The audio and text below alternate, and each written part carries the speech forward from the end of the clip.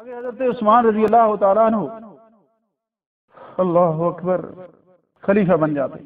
12 سال دور خلافت ان کا ہے، پورے 12 سال کا.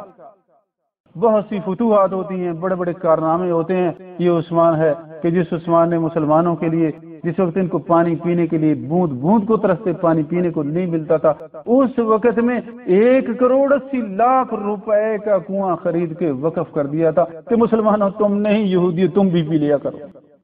یہ عثمان ہے. اور کیا ہو رہا ہے عثمان کے ساتھ؟ 1,80,00,000 روپے کا کنواں ایک خرید کے دیا ہے. اتنی دولت اس زمانے میں لوگوں کے پاس تھی. ہم نے اللہ کو چھوڑ دیا، ہم مفلوک الحال ہو گئے.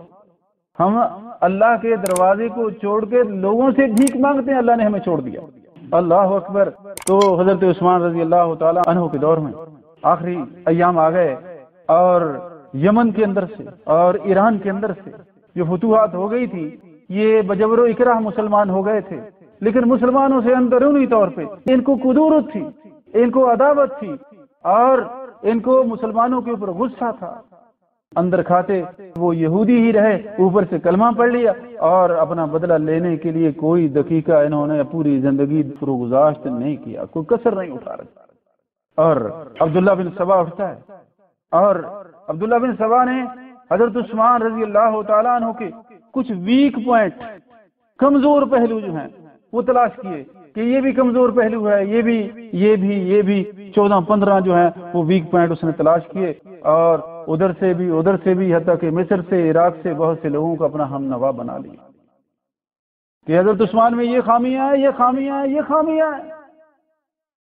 حضرت عثمان وہ عثمان جس کے بارے میں نبی علیہ الصلوۃ والسلام نے کہا تھا کہ اگر میری اور بیٹیاں بھی ہوتی تو میں ایک ایک کر کے حضرت عثمان کو دیتا چلا جاتا اگر وہ وفات پاتی چلے جاتے.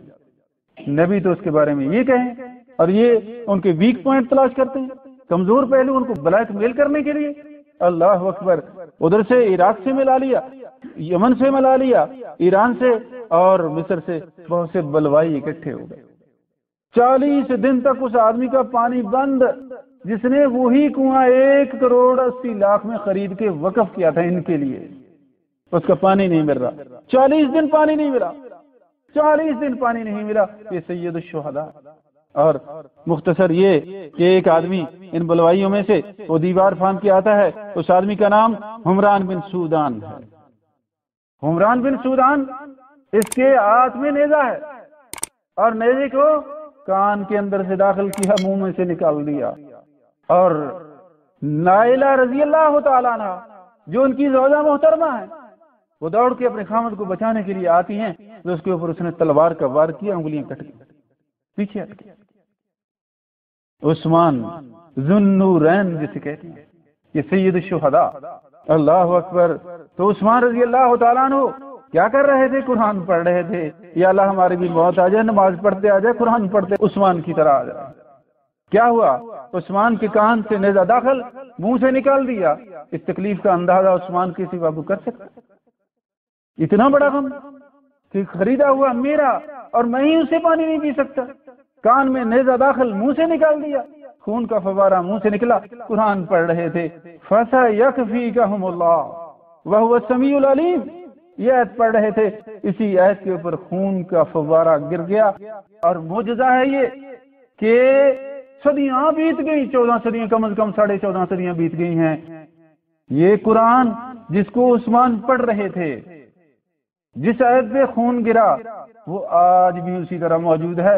اور روس کے اندر جو ان کا ماسکو ہے، وہاں پہ جو عجائب گھر ہے، اس میں یہ قرآن بھی آج بھی موجود ہے. عثمان کی شہادت کی گواہی دے رہا، آج بھی موجود. حضرت عثمان رضی اللہ تعالیٰ عنہ، ان کو بلوائیوں نے، یہودیوں نے، مجوسیوں نے، جو اندر کھاتے یہودی تھے، انہوں نے شہید کر ڈالا.